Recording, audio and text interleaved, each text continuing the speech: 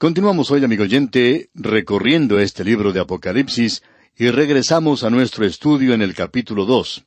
Y aquí encontramos las cosas que son, es decir, las cosas que pertenecen a la iglesia. Tenemos aquí 7 cartas del Señor Jesucristo que Él ha enviado a las 7 iglesias que se encontraban en Asia Menor, en lo que hoy se conoce como Turquía, y la mayoría de estas iglesias se encontraban cerca de la costa, aunque 1 o 2 de ellas se encontraban en el interior, probablemente alrededor de 160 kilómetros de la costa. Hay muchas personas que han tenido el privilegio de visitar las ruinas de las 7 iglesias mencionadas aquí, y han mencionado que ha sido una gran experiencia para ellos, porque esto lo lleva a uno más cerca de los días de la Biblia, especialmente del Nuevo Testamento, que aún haciendo un viaje a Israel mismo. Y hay muchas personas, pues, que han hecho esto. Ahora, continuando aquí con nuestro estudio, hemos podido apreciar aquí al Señor Jesucristo cuando Él se dirige a estas iglesias. Él destaca algo de esta gloriosa visión de sí mismo como nuestro gran sumo sacerdote, a quien Juan ha podido ver en la isla de Patmos. Y ahora se le dice que le escriba a la iglesia en Éfeso. Esta es la primera que se menciona aquí. En nuestro programa anterior hablamos de Éfeso. Era una gran ciudad, una de las grandes ciudades de aquella época, y era un gran centro comercial. También era un gran centro religioso. Asimismo, era un gran centro político. Pero esta ciudad era una ciudad costera, aunque no lo es hoy en día. Allí el pequeño río Meandro bajaba cargado de arena y lodo y llenó el puerto de tal manera que el puerto moderno se encuentra a unos 10 kilómetros de donde estaba en los días del templo de Diana, porque en aquel entonces las aguas prácticamente tocaban la base del templo. De hecho, había sido construido en un terreno pantanoso, y luego ese templo se quemó, y Alejandro Magno tuvo a su cargo la construcción del que llegó a ser una de las 7 maravillas del mundo en aquel entonces. Ya lo describimos en nuestro programa anterior, y probablemente fue el centro del paganismo más grande que haya existido en la tierra. El templo griego más grande que se haya construido, 4 veces más grande que el Partenón en Roma. Y por supuesto que era una cosa de gran belleza. Ahora, Pablo tuvo un gran ministerio en ese lugar. El impacto de este ministerio se puede ver en las ruinas de la ciudad a la entrada misma del puerto. Usted recordará que Lisímaco hizo cambiar de ubicación a la ciudad, la hizo pasar a una zona más elevada, y las ruinas que se pueden apreciar allí en el presente son las ruinas de aquella ciudad, la ciudad que Pablo visitó. El puerto había sido cambiado de lugar, y era un puerto bastante pequeño, pero los barcos de aquellos tiempos podían entrar a él. Uno llegaba al puerto y podía caminar por el bulevar del puerto, una avenida bastante ancha, de mármol blanco, que le llevaba a uno directamente a un gran teatro, y a los lados se podía contemplar templos y edificios muy hermosos. Ahora allí se había levantado 4 grandes torres o columnas, 4 grandes monumentos. Uno era en homenaje a Mateo, otro a Marcos, otro a Lucas y uno a Juan. Esto demuestra que el Evangelio había tenido un impacto tremendo en esa zona, y hay otras evidencias de eso, donde lo que antes había sido un templo pagano se había convertido en una iglesia, y la iglesia en Éfeso llegó a ser una iglesia muy prominente. Pablo la fundó, y luego Juan el apóstol llegó a ser su pastor. Vimos en nuestro programa anterior que el Señor tenía 7 palabras de encomio para esta iglesia. Fue la mejor de todas. Representa el período apostólico, diríamos hasta el año 100 después de Cristo, hasta el tiempo de la muerte de Juan. Era la iglesia en su estado óptimo. Nunca más la iglesia ha alcanzado tal nivel espiritual como el que alcanzó esta iglesia. Y él elogió estas cosas porque eran maravillosas. Él siempre tenía palabras de encomio al principio y luego una palabra de condenación. Pero como ya hemos notado, hay 2 excepciones para eso, y la podemos ver cuando consideremos la siguiente iglesia que visitaremos. Ahora, en el versículo 4 tenemos una palabra de condenación. Dice, «Pero tengo contra ti que has dejado tu primer amor». Esto parece que fuera algo sin importancia, trivial. ¿Por qué dice esto? Lo que él estaba diciendo en realidad es, ustedes están dejando su mejor amor. Ellos no lo habían hecho aún. Y es algo difícil para nosotros, en este día frío e indiferente en el que nos toca vivir, en esta era escéptica y cínica en la que vivimos, donde la iglesia se ve envuelta en las cosas del presente, es decir, que el mundo se ha metido dentro de la iglesia en una forma muy definida. Pero usted y yo hoy, amigo oyente, no podemos concebir la devoción intensa y entusiasta a la persona de Cristo que tenía la iglesia primitiva. El Espíritu Santo había llevado a los creyentes en Éfeso a una relación íntima y personal con el Señor Jesucristo, donde ellos podían decirle a Él, y confiamos que usted y yo podamos decir, Señor Jesucristo, yo te amo. Y ellos ahora se estaban apartando de ese primer amor. Y amigo oyente, en Éfeso siempre se podía encontrar atracciones. Era una gran ciudad, y eso estaba comenzando a apartarlos y separarlos. Y era una iglesia que llegó a ser una iglesia muy poderosa en lo que se refiere al evangelismo en toda esa zona, donde había unos 25 millones de personas, y aún los emperadores romanos y la nobleza de aquel día llegaban a escuchar el evangelio. Ellos tuvieron la oportunidad de oírlo, y pudieron ver la actuación del Espíritu de Dios de una manera tal que probablemente no se ha duplicado desde entonces. Hay algunas personas que han llegado a tener esa relación personal tan cerca del Señor Jesucristo. Por ejemplo, David Brainerd, misionero norteamericano a los indios de los Estados Unidos, quien sufría de tuberculosis, viajaba mucho a lomo de caballo, y a veces él sufría un ataque, una convulsión, vomitaba sangre, perdía el conocimiento y caía de su caballo y quedaba tendido allí sobre la nieve. Cuando esto le sucedía, su caballo permanecía allí a su lado. Y cuando él recobraba el conocimiento, volvía a subirse al caballo y a continuar su viaje para predicar a los indios. Y él exclamaba, Señor Jesucristo, yo te he fracasado, te he fallado, pero tú sabes que yo te amo. Nos admira, amigo oyente, ver gente como él en el pasado que han tenido una relación muy personal e íntima con el Señor Jesucristo. Y amigo oyente, eso es de suma importancia aún en el presente. Nosotros no estamos haciendo esto hoy. Es sorprendente y nos llama la atención estos cursillos que toman los creyentes hoy, pero que no llegan a ser de mucha ayuda. Son cosas superficiales nada más. Es como un pequeño sistema legal en el cual uno sigue ciertas reglas, observa ciertas normas psicológicas que le pueden llegar a resolver los problemas a uno. Uno puede llegar a llevarse bien consigo mismo. Y eso es algo sorprendente en sí.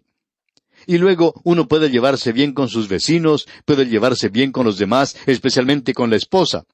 Ahora, todas estas cosas son importantes, y hay algunos que tienen estos problemas, y hay muchas personas que piensan que si pueden tener ciertas reglas, que esto les va a resolver ciertas cosas, que va a resolver su vida cristiana.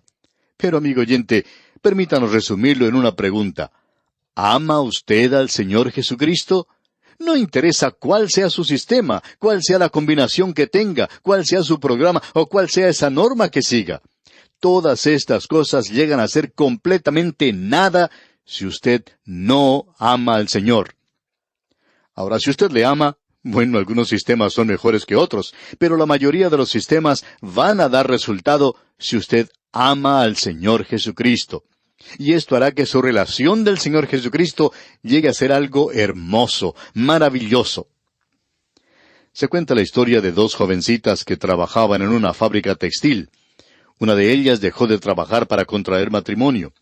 La otra había dejado de trabajar antes, y un día se encontraron en la calle. Había pasado ya mucho tiempo, y una de ellas le preguntó a la otra que se había casado, ¿cómo te va? Y ésta le contestó, muy bien, ya me casé. Y la otra le preguntó, ¿estás trabajando todavía? Y entonces la otra contestó, no, no estoy trabajando, me he casado. Esta joven, la que se casó, cuando trabajaba en la fábrica textil, siempre estaba observando el reloj, y cuando llegaba la hora de salir, ella dejaba ese lugar apresuradamente. Ese trabajo era bastante duro y a ella no le gustaba. Pero ahora se ha casado. ¿Y está trabajando? Ella dice que ha dejado de trabajar, que se ha casado. Pero, amigo oyente, usted puede apreciar que ahora ella se ha casado, se levanta temprano para preparar el desayuno para su esposo, prepara la comida que él debe llevar a su trabajo, y ella tiene que madrugar para hacer todo esto. Luego se despide de él, y tiene que trabajar todo el día cuidando los dos hijos que tiene. Unos angelitos, son suyos y la mantienen muy ocupada. Luego llega la hora de preparar la cena, y ella se entrega a esa labor. No deja de trabajar.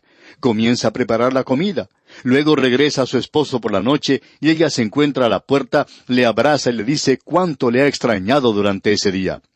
Y amigo oyente, cuando usted regresa a su hogar en horas de la noche, cansado de trabajar, y a la puerta no hay nadie que le reciba, y cuando usted abre la puerta de la casa, y por allá de adentro escucha una voz que le dice, ¿eres tú? Pues usted sabe muy bien que se acabó la luna de miel. Pero esta muchacha, ve usted, está enamorada. Ella dice que ya no está trabajando más. Pero ella no deja de trabajar a las 5 de la tarde, sino que tiene que continuar haciéndolo sin horario fijo. Tiene que alimentar a los hijos, ponerlos en la cama, y son cosas que no son fáciles. Y ella queda bastante cansada y fatigada cuando finalmente puede ir a dormir. Pero esta muchacha no está trabajando, ¿ve usted? Y esa es la diferencia, amigo oyente, el amor.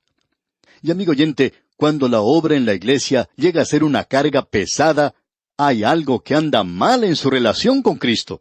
Pero cuando usted arregla eso, entonces todas las demás cosas se arreglan también. Ahora notemos que él dice aquí que ellos se están apartando del primer amor, del mejor amor, del amor del Señor Jesucristo. ¿Y cuál es la solución? ¿Qué es lo que deben hacer ellos? Bueno, leamos el versículo 5 de este capítulo 2 de Apocalipsis. Y dice, «Recuerda, por tanto, de dónde has caído, y arrepiéntete, y haz las primeras obras, pues si no, vendré pronto a ti, y quitaré tu candelero de su lugar, si no te hubieras arrepentido». Recuerda, por tanto, dice aquí. La memoria es algo maravilloso. Alguien ha dicho que un recuerdo es algo que Dios nos ha dado para que podamos tener rosas en diciembre. Pero la memoria, amigo oyente, el recordar, es algo maravilloso. Alguien ha dicho también que es un lujo que solo un buen hombre puede disfrutar. ¿Recuerda usted, amigo oyente, cuándo se convirtió? ¿Recuerda cuán real era todo esto? Lo que el Señor Jesucristo significaba para usted y ahora ha llegado a ser frío e indiferente. ¿Se ha apartado usted de Él? Recuerde, amigo oyente, dónde estaba usted, y usted puede todavía regresar allí. Y Él dice, arrepiéntete. Y amigo oyente, necesitamos mucho esto hoy. Arrepiéntete. Es necesario que nos libremos de esa caparazón de autosuficiencia que tenemos, de esa corteza de vanidad, de ese escudo de sofisticación, de ese encubrimiento de engreimiento. Debemos librarnos de esa fachada falsa de piedad. Debemos arrepentirnos, debemos ir a Él. Arrepentimiento significa el volvernos a Él, y el arrepentimiento es un mensaje para los creyentes. ¿Cómo se atreve la iglesia de hoy decirle a un hombre incrédulo que se arrepienta? Lo que él necesita es volverse a Cristo, y cuando él se vuelva a Cristo, entonces él se volverá en arrepentimiento, como hicieron los tesalonicenses cuando se apartaron de los ídolos.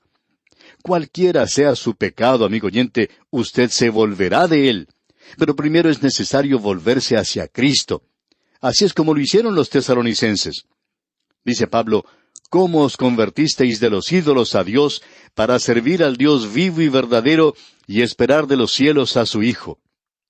Pero la iglesia necesita arrepentirse, y ese es un mensaje que ellos no quieren escuchar hoy. Arrepiéntete y haz las primeras obras, pues si no, vendré pronto a ti y quitaré tu candelero de su lugar si no te hubieras arrepentido. Recuerda, arrepiéntete, vuélvete a Él, pues si no, vendré pronto a ti y quitaré tu candelero de su lugar si no te hubieras arrepentido. Ahora él dice aquí, y quitaré tu candelero de su lugar. ¿Cuántas iglesias han sido cerradas? Por un tiempo había multitudes allí.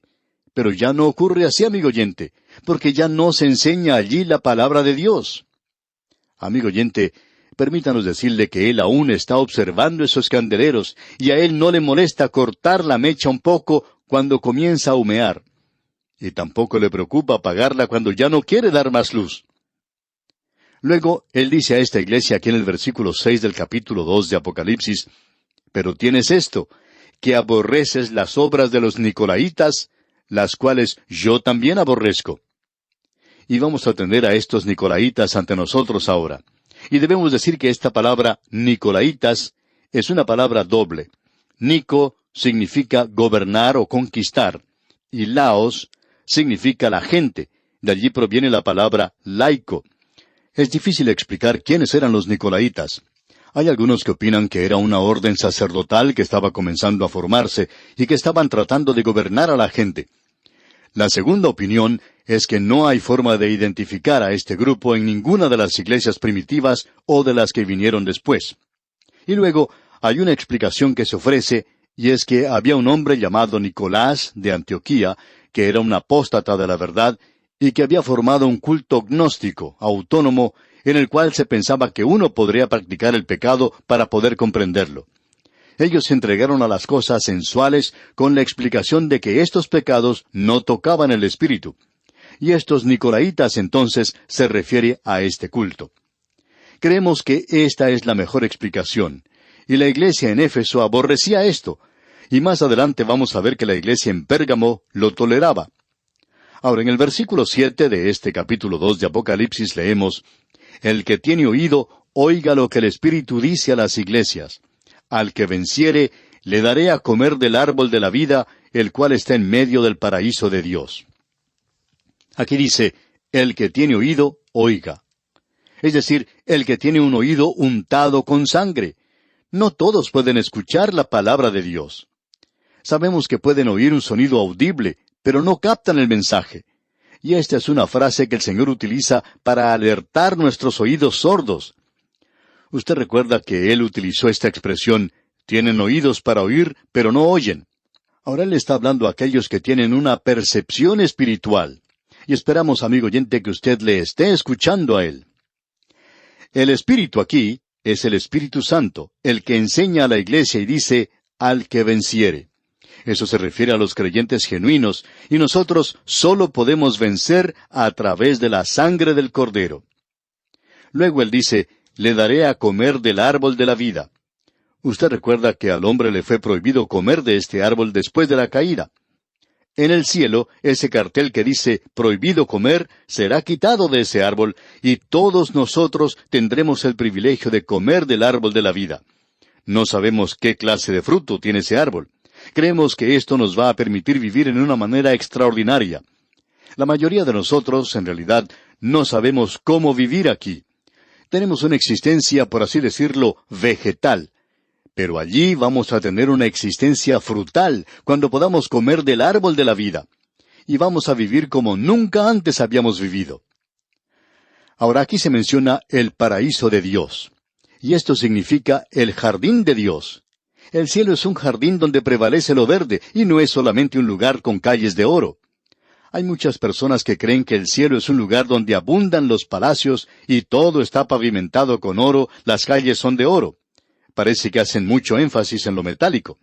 Pero este versículo aquí no enfatiza eso. Ahora con esto llegamos a la carta escrita a la iglesia de Esmirna. La iglesia que acabamos de observar en Éfeso representa a la iglesia en su estado óptimo, la iglesia apostólica.